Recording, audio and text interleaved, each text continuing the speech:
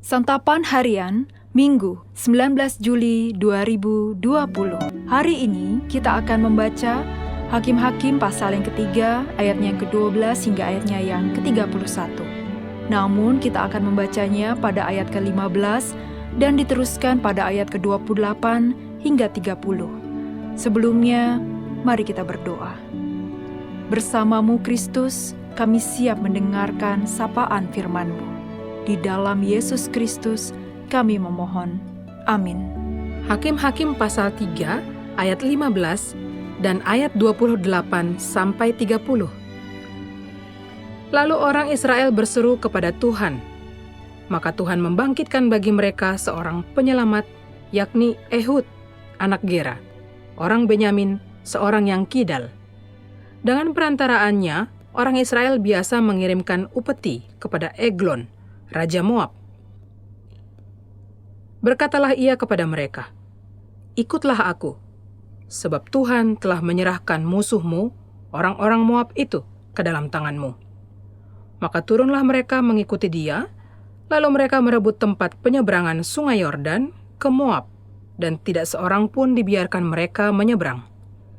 Pada waktu itu, mereka menewaskan kira-kira 10.000 orang dari Moab. Semuanya orang yang tegap dan tangkas. Seorang pun tidak ada yang lolos. Demikianlah pada hari itu Moab ditundukkan oleh Israel. Maka amanlah tanah itu. 80 tahun lamanya.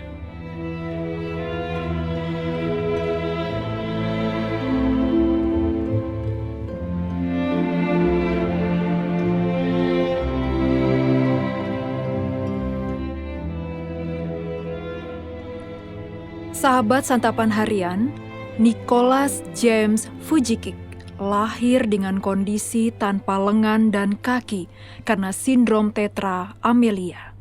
Awalnya ia sulit menerima keadaannya karena berbeda dari manusia pada umumnya. Namun, ketika bertemu Kristus, ia memiliki semangat hidup yang baru.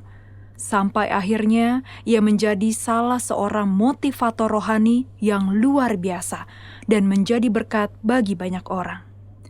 Menjadi kidal juga dianggap sebagai sebuah kelemahan atau cacat pada saat kelahiran Ehud. Memang, Alkitab tidak mendetail menceritakan bagaimana Ehud menjalani kehidupannya dengan kelemahannya itu. Namun Alkitab mencatat bagaimana Tuhan memilih dan memakainya sebagai penyelamat Israel. Pada saat umat Israel merasakan tekanan dan penderitaan yang berat, mereka berseru kepada Tuhan untuk memohon pertolongannya. Lalu Tuhan menjawab mereka melalui Ehud, sang pengantar upeti Israel kepada Moab. Lewat profesi tersebut, ia memiliki peluang untuk menyelamatkan Israel. Kelemahan fisik atau kelemahan yang lain adalah sesuatu yang mungkin sulit kita terima. Dalam menyikapi hal ini, teladan Ehud layak kita contoh. Ia merespon panggilan Tuhan dengan segenap kemampuannya. Demikian juga hendaknya kita bersikap ketika Tuhan ingin memakai kita sebagai alatnya. Sekalipun kita memiliki banyak kelemahan, bukan berarti Tuhan tidak dapat memakai kita untuk kemuliaannya.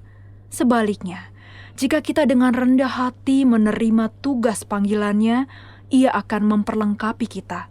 Ia juga akan memberi kita kemampuan dan keberanian agar maksud dan tujuannya tergenapi.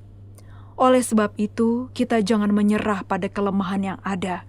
Sebaliknya, mari kita tetap melakukan yang terbaik untuk Tuhan dan sesama. Dengan demikian, kita dan orang lain pun akan melihat dan merasakan karyanya bekerja secara nyata. Dengan begitu, Allah akan dimuliakan. Mari kita belajar bersyukur untuk setiap kelebihan dan kelemahan yang ada pada kita. Semuanya ada untuk kemuliaan Tuhan. Kita tidak boleh berhenti untuk menjadi lebih baik. Mari kita berdoa. Mampukanlah kami ya Kristus untuk memberikan yang terbaik dari diri kami bagi kemuliaan-Mu. Di dalam Kristus kami berserah. Amin.